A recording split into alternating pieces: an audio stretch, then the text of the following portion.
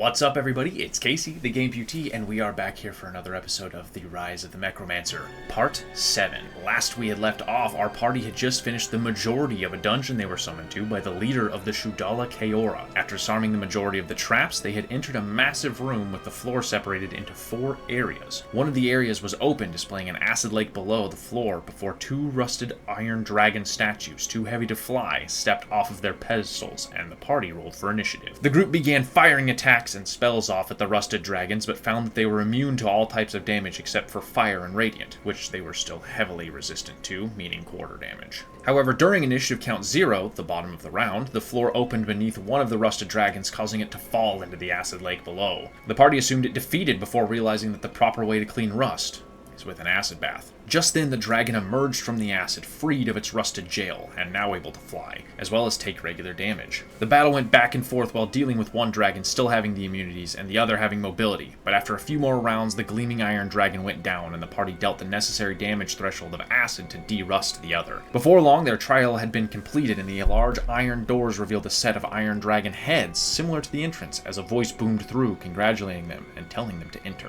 It was at this point the party had now come face to face with the true leader of the Shudala Kaora, the Great Rust, posed in fashion like a sphinx and rusted beyond movement. 2 ruby eyes the size of boulders lit up as the iron jaw creaked open for the same rumble of a voice to barrel through once more. The dragon revealed that they had summoned the party to grant them insight to their quest, having been around during the Mechromancer's initial rise and the first war of the Incarnates. He granted each of the party a single question to be answered from the ancient dragon's knowledge, in exchange for a question of his own. One by one, the party stepped forward asking their questions and receiving answers in turn. Callum asked why he and Ale had been chosen from the other agents, to which the dragon replied that the 2 of them had been proving themselves time and time again to be reliable talents, as well as their greater destinies being intertwined from generations past. Dara asked what the Great Rust knew about the Mechromancer himself, and why he was so dangerous. The dragon then told her how he was the progenitor for all automata across Tercuria, granting him control over all of it to some degree. He then revealed that he had gone by another name prior to this current title, the King of Sorrow, adding that he was sealed away in the vaults below the city after the First War. Snow asked about the Orcish cult leader and what their connection to all of this was. The Great Rust replied with the name Gul'dan and told Snow that this was indeed the Keeper of the Incarnates. He then told Snow how Tercuria was formed from the remnants of shattered plains of Ravnica and Azeroth, where this foul Orcish warlock hailed from. Ale asked if his parents were still alive, having been raised an orphan. The Great Rust told him that they did yet live, but beyond the city walls where his vision could not currently pierce, granting Ale a glimmer of hope.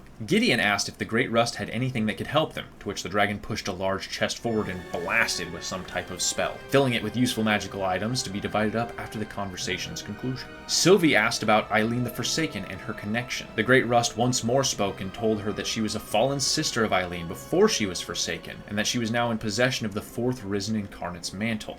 Khan asked where the King of Centaurs lived so that he may find out how the rest of the Centaurs became subjugated, feeble-minded, and came to be why he was an exception. The dragon told him that he was a mistake in the subjugation ritual and that the wizard performing it did not prepare it right that time, granting him awakening instead of feeble mind. The dragon then revealed that this was indeed the cult leader, Vysanel Ulos, as well as telling him that the Centaur King was last spotted in the Feywild, but he had no further knowledge of this entity. Having asked their questions, it was now the Great Rust's turn to inquire. The rusted dragon pondered for a moment before the ruby eyes flared up once more. He asked the party, "What are you willing to give for this world? And should you win, will you return to visit me?" The party gave their various answers before grabbing their chest of items and leaving the dungeon with the dragon's permission. The party headed back to Saravari Manor, having repaired a room and unlocked a few as well in that process, to begin setting up their bastions. After they had finalized their choices, they initiated their first bastion turns and were given a month of downtime, 30 days, to ready themselves for the growing threat before we ended the session and took our Thanksgiving break. I hope everybody had a nice Thanksgiving.